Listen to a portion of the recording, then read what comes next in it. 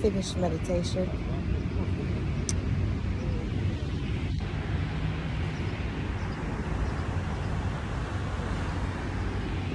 I swear I've been sitting this morning. Feel amazing. Don't know how long I was sitting. It was like a good 30 minutes.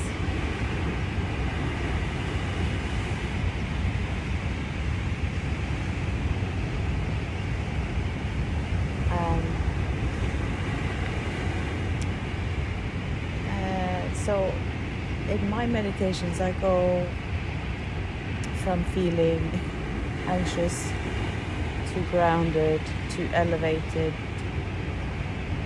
to restless. It keeps going in waves, like the waves. And the way I kind of anchor myself back into the present when I feel like my monkey mind is going a bit too hectic, it works for me to just drop into the heart and start to think about everything that I'm grateful for, like the small things like just being alive, my heart beating,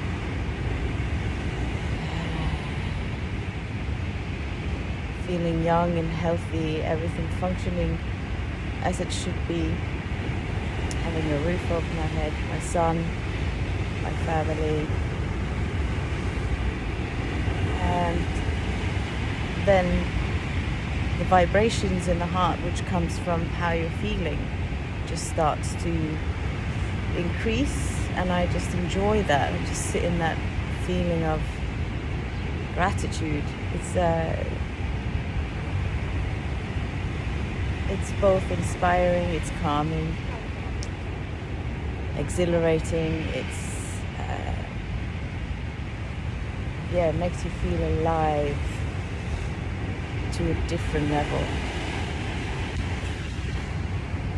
And then usually after that I go through a little phase of feeling inspired, so different ideas comes to mind. Things I want to do, dreams,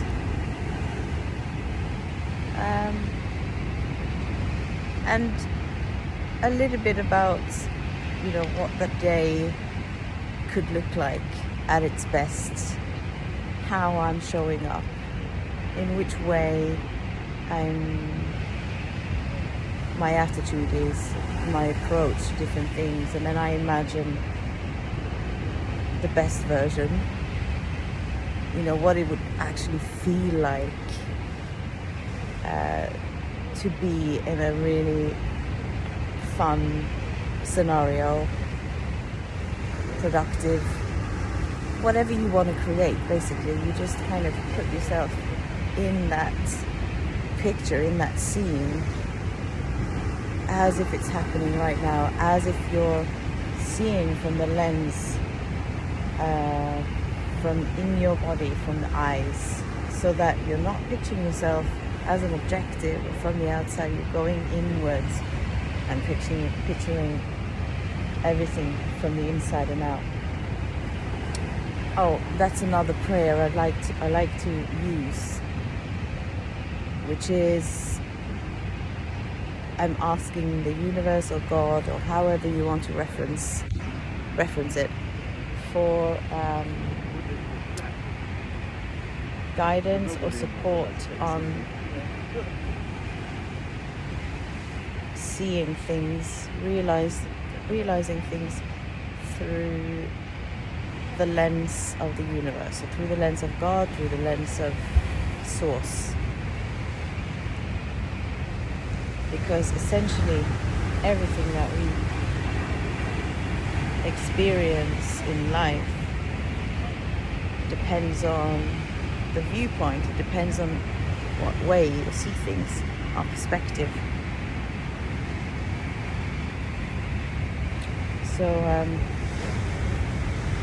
let's say, for example, you have a day which is going to have a set of opportunities. those opportunities are going to arrive no matter what.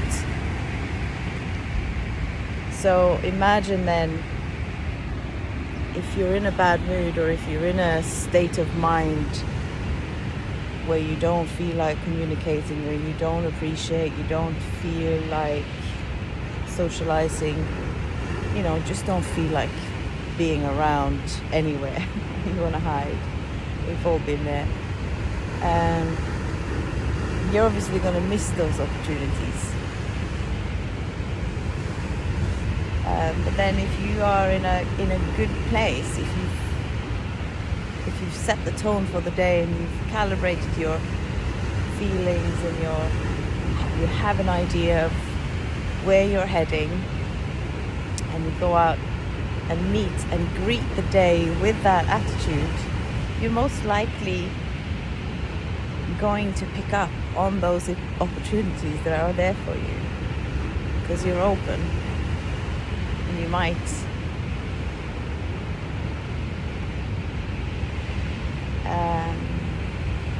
interpret a seemingly bad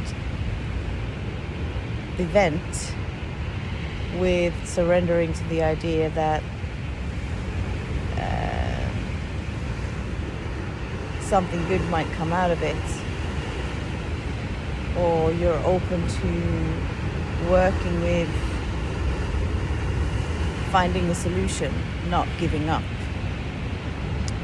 Or it could be you'll take a longer walk that day, and you'll end up meeting someone that is in perfect alignment with someone that you've been wanting to network with or contact for a while, those type of things. So that's, being in the flow of life, putting yourself in the universal synchronicities, which can also be called luck. It's whatever kind of works for your belief system.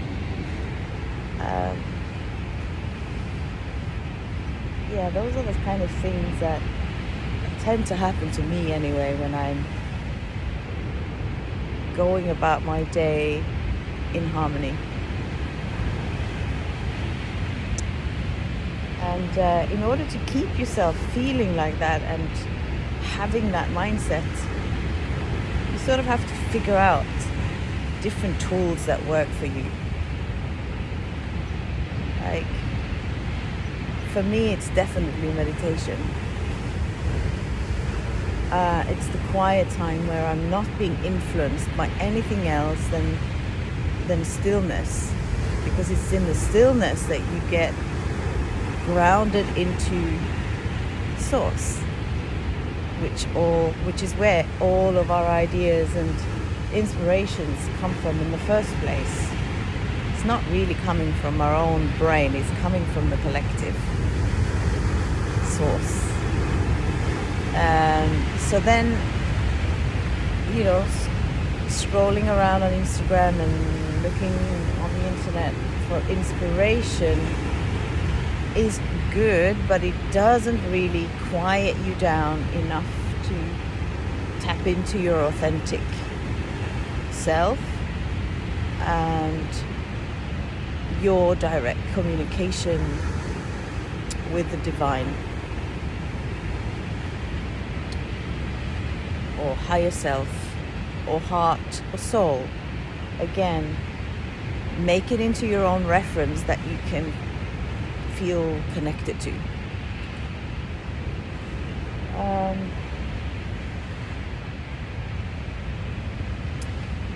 But there's lots of other things that I feel like I like to do to keep myself in harmony as well, and that is training. I love to put certain pressures and stress on both my heart through cardiovascular work and resistance, weight, and skills, which is gymnastic stuff, anything advanced in yoga, and a lot of CrossFit based movements. I do love that because it tests my capacity of strength and cardiovascular strength abilities. lots and lots of different things. Running is something that I've been doing since I was around 20 years old. As a result of stopping to smoke. So I thought, woohoo! Now there's nothing that can stop me. Let me try and go for a run now. Because that used to scare me because I used to smoke. And then I kind of kept it going since then, which is 23 years. For a number of reasons. I like type of endorphins that you release from a run is very different from how you feel after a meditation, how you feel after a high intensity workout, how you feel after lifting weights or working on your strength. They all have a very nice after effect, an uplifting after effect. But also running, to be honest, really helped me regulate my weight, which is not something that comes natural to me. I have to kind of watch my diet and activity levels in order to keep that in check.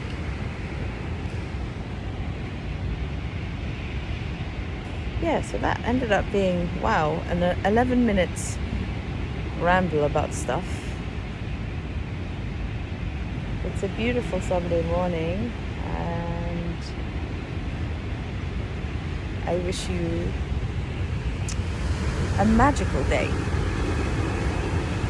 Stay present.